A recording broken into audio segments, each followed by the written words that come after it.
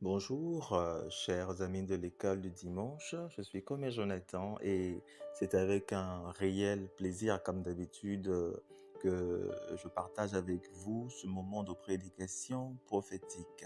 Alors, aujourd'hui, nous allons parler des adorateurs de Dieu. Nous allons parler de ceux qui comptent pour Dieu, de ceux qui ont de la valeur pour Dieu, de ceux qui font battre le cœur de Dieu. Vous savez, il y a des gens il y a des gens qui font battre le cœur de Dieu. Euh, Certains pensent pouvoir faire battre le cœur de Dieu de certaines manières, mais ce dont je veux parler aujourd'hui, c'est vraiment d'actes qui sont de nature à toucher le cœur de Dieu. Vous savez, nous sommes dans une période où nous avons besoin de toucher le cœur de Dieu. Il y a beaucoup de choses que les gens font qui touchent le cœur de Dieu, mais en fait, ça le touche négativement. Il y a beaucoup de choses que les gens font, je vais le répéter, qui touchent le cœur de Dieu, mais qui le touchent négativement. Par exemple, la légalisation de l'homosexualité, c'est quelque chose qui touche le cœur de Dieu. Par exemple, la possibilité pour les homosexuels d'avoir des enfants, de les adopter, par exemple, ça touche le cœur de Dieu. Par exemple, la corruption devient une loi ou qui devient naturelle ou normale dans notre société, ça aussi, c'est quelque chose qui touche le cœur de Dieu. Bien, bon, d'accord. Donc, il y a beaucoup de choses qui touchent le cœur de Dieu, mais je veux parler de quelque chose qui touche le cœur de Dieu positivement. Parce que, sachez-le, tous ceux qui touchent le cœur de Dieu négativement, là, sachez-le, Dieu réagira. De toutes les manières, quand le cœur de Dieu est touché, il réagit. Donc, que vous l'ayez touché positivement ou négativement, bah, il va réagir en conséquence. Bien, mais nous allons nous intéresser au bon côté de la réaction de Dieu. Et c'est pour cela que je vous invite à incliner la tête et à prier avec moi. Seigneur, merci pour ce moment de prédication prophétique où tu nous emmènes encore loin, loin, loin dans la communion, dans la vérité, dans la sanctification. Merci Seigneur. Amen.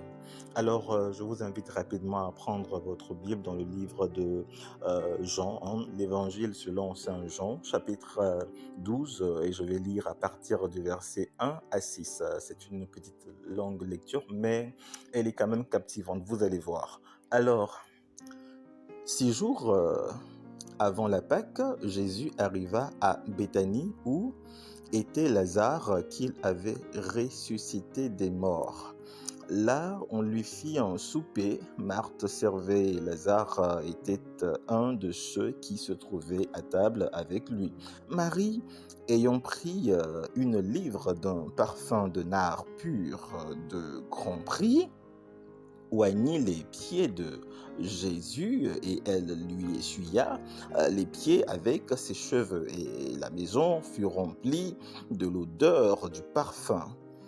Un de ses disciples, Judas Iscariote, fils de Simon, celui qui devait le livrer, dit: Pourquoi n'a-t-on pas vendu ce parfum 300 deniers pour les donner aux pauvres? Bien, il disait cela non qu'il se mit en peine des pauvres, mais parce qu'il était voleur et que, tenant la bourse, il prenait ce qu'on y mettait. Voilà, parole du Seigneur.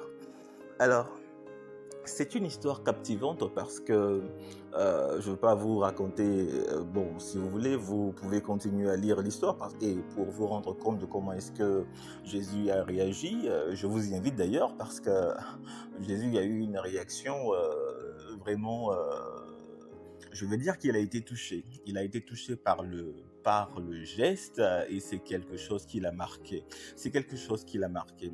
J'aimerais vous amener aujourd'hui à marquer Dieu. J'aimerais vous amener à toucher le cœur de Dieu. J'aimerais vous emmener à, à impressionner Dieu. Est-ce que c'est possible? Oui, c'est possible d'impressionner Dieu. C'est possible de faire des choses où Dieu va dire, waouh, vraiment là, je ne m'attendais pas à ça et tu m'as scotché. Carrément là, je dis merci. Alors, comment est-ce possible? Voici une histoire, et déjà, vous savez bien que Lazare, pour ceux qui sont habitués à la Bible, Lazare est l'un des amis de Jésus qui était mort et 4 jours plus tard, Jésus l'a ramené à la vie. Donc, ça a fait sensation dans tout le village et ça s'est même exporté. Alors, un autre jour où Jésus passait par Béthanie, alors ils ont organisé, la famille de Lazare a organisé un souper, donc un banquet, pour que Jésus et ses disciples puissent se restaurer.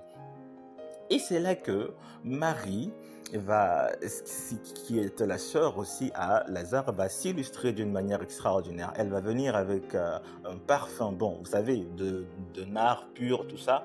On ne sait pas trop ce que ça veut dire aujourd'hui.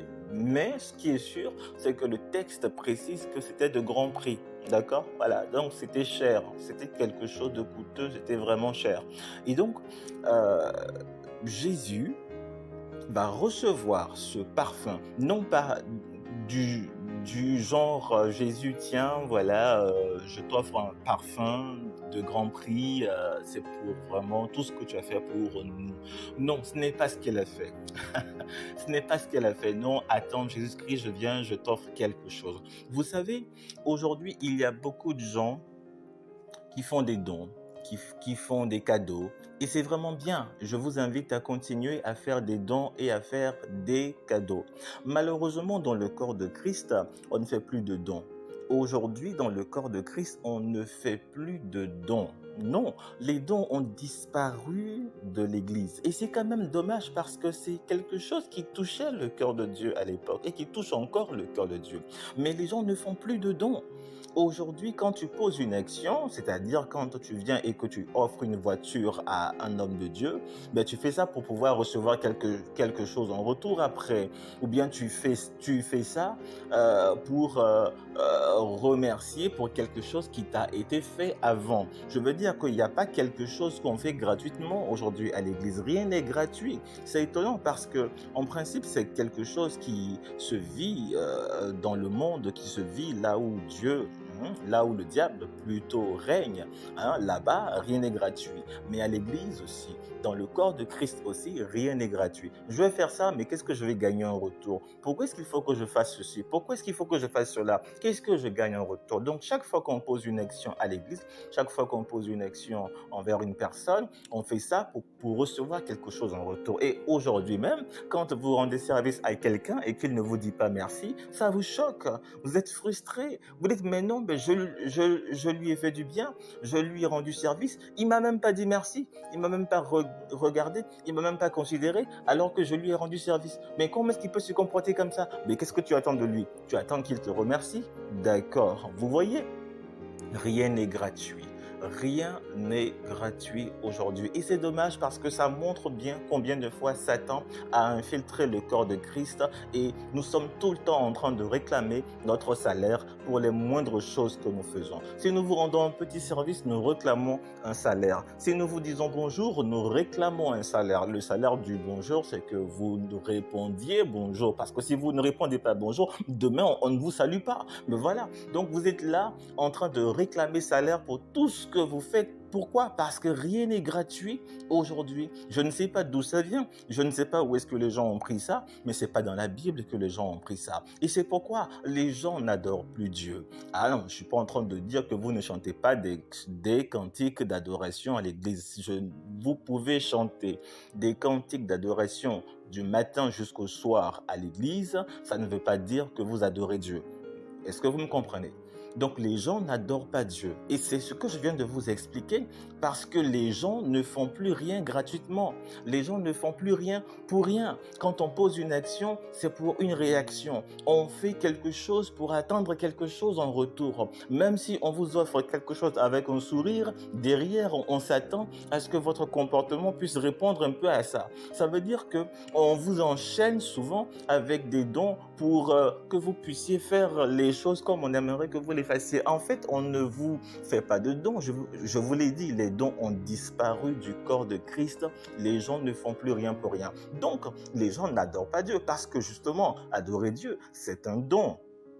Je veux dire, Adorer Dieu, c'est un don. Bon, comment est-ce que je peux vous le dire? Regardez un peu Jésus.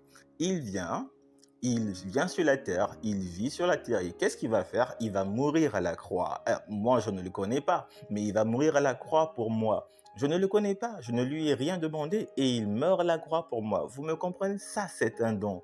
Ça, c'est un don. C'est un acte. C'est un acte fort. C'est un don. Mais aujourd'hui, les gens n'adorent pas Dieu. Ils n'adorent pas Dieu parce qu'ils sont incapables de donner à Dieu. Quand on dit aux gens donner à Dieu, on leur dit après que Dieu va les bénir. Donc, en fait, vous voyez, ce n'est plus un don, c'est un échange. Hein? C'est un échange pour convaincre les gens de donner à l'Église, de donner à Dieu. Pour convaincre les gens, il faut leur dire qu'ils vont être bénis. Il faut leur dire qu'ils vont recevoir au centuple. Il faut leur dire que Dieu va ouvrir les portes dans leur vie. Il faut leur dire que leurs problèmes vont être résolus. À ce moment-là, vous pourrez en convaincre deux ou trois qui vont se lever pour venir faire un geste parce que vraiment, vous avez trop parlé. Mais attendez, ça veut dire qu'on ne peut plus rien faire pour rien dans le corps de Christ. Il n'y a plus d'adorateurs, il n'y a que des entrepreneurs. Est-ce que je peux le répéter? Dans le corps de Christ, il n'y a plus d'adorateurs, il n'y a que des entrepreneurs et c'est un problème sérieux. C'est un problème sérieux parce que Jésus-Christ, il a dit, quand je vais revenir, parce que sachez-le, d'accord, on vous l'a dit depuis que vous êtes petit, mais sachez-le, Jésus-Christ revient bientôt. Et il a dit, quand je vais revenir, est-ce que je vais trouver de la foi sur la terre? C'est ce qu'il a dit. Et je pense que ça devient inquiétant. Et vous devez commencer à vous inquiéter vous aussi parce que rappelez-vous, depuis quand vous avez cessé d'adorer Dieu? Rappelez-vous, depuis quand vous avez cessé de donner à Dieu? Vous êtes toujours dans un échange. Vous êtes toujours dans un échange. Je vais faire ça et comme ça, Dieu me bénira. Je vais faire ça et comme ça, les écluses des cieux vont s'ouvrir. Je vais faire ça et comme ça, le déblocage sera. Vous ne pouvez pas faire un truc pour Dieu simplement. Vous n'êtes même pas capable de faire quelque chose pour votre voisin, pour votre frère, sans qu'il ne vous dise merci. Vous n'êtes même pas capable de le faire. Alors, à plus forte raison, Dieu, est-ce que vous en serez capable? Est-ce que c'est possible?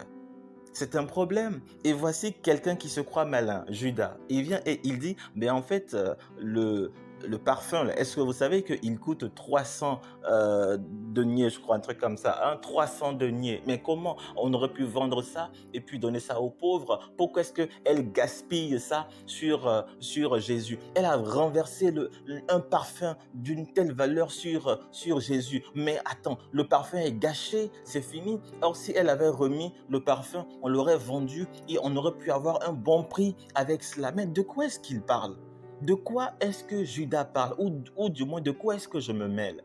Elle a voulu faire quelque chose sans avoir de retour. Elle a voulu poser un acte qui n'aurait pas un retour. Elle n'a pas dit, je vais faire ça, comme ça ils pourront vendre et là, ils vont devenir riches grâce au parfum que je leur ai donné. Non, ça n'était pas dans ce but-là. Elle voulait simplement adorer Dieu. Elle voulait simplement donner à Dieu. Oh, chers amis, je vous invite à donner à Dieu.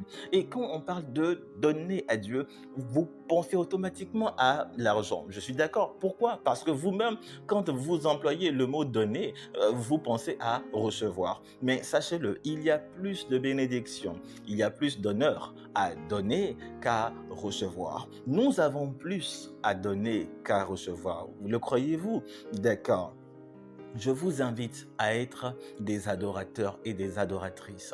Je vous invite à revenir à votre premier amour parce que là, vous êtes complètement à côté. Vous avez complètement manqué le coche. Vous êtes complètement loin de là où Dieu vous attend. Vous êtes des entrepreneurs, les gars. Vous êtes des entrepreneurs. Vous n'êtes pas des chrétiens. Vous n'êtes pas des chrétiennes. Vous êtes des entrepreneurs. Vous êtes des commerçants. Vous n'êtes pas chrétiens. Vous n'êtes pas enfant de Dieu. Vous êtes loin de Dieu. Vous êtes égarés. C'est pas trop de votre faute, d'accord, parce que il y a certains qui vous ont poussé un peu. Mais attends, ça vous arrangeait quand on vous disait donnez 10 000 et vous allez recevoir 100 000. Si vous êtes allé donner 10 000, c'est parce que la perspective de recevoir 100 000 vous arrangeait. Donc on ne va pas tout le temps rejeter la faute sur les pasteurs ou sur les prophètes. prophètes pour dire que c'est eux qui égarent le peuple, alors que c'est vous, les fidèles, qui exprimez une demande. Et donc, les pasteurs se créent ou bien ils s'inventent eux-mêmes en fonction de la demande. Donc, si vous demandez un pasteur voleur, bien sûr que vous en aurez un. Si vous demandez un pasteur idolâtre, vous en aurez un. Si vous demandez un pasteur tricheur, vous en aurez un. Mais si vous ne demandez que des pasteurs sérieux, vous n'aurez que des pasteurs sérieux. Donc, attendez, n'essayez pas de rejeter la faute sur les pasteurs. Il ne s'agit pas de cela. Allez, maintenant faites un effort. Faites un effort. Ne pensez pas comme Judas, parce que vraiment, lui, il était tout sauf un véritable disciple. Il avait complètement manqué le coche. Il n'avait rien compris de la parole de Dieu. Apprenez dès maintenant, hein? Apprenez dès maintenant à donner à Dieu. Donner à Dieu, c'est poser une action, peu importe l'action que vous posez, mais sans vous dire que quelque part, Dieu doit réagir, Dieu doit faire quelque chose pour vous. Mais non, non, non, non, non. Posez une action simplement dans le but de rendre gloire à Dieu, d'adorer Dieu. Je vous dis, le Seigneur cherche. Ça veut dire qu'il n'y en a pas beaucoup. Le Seigneur cherche des adorateurs, des vrais. Ça veut dire qu'il n'y en a pas beaucoup. C'est vrai qu'il y a beaucoup de gens qui chantent bien, qui ont de belles voix, qui sont des voix d'or, je suis d'accord, mais il n'y a pas beaucoup d'adorateurs. Il n'y a pas beaucoup, il n'y a que des entrepreneurs. Oh Dieu, Seigneur, viens en aide au corps de Christ. Viens en aide à tes enfants qui sont englués dans ce monde où on ne fait rien pour rien.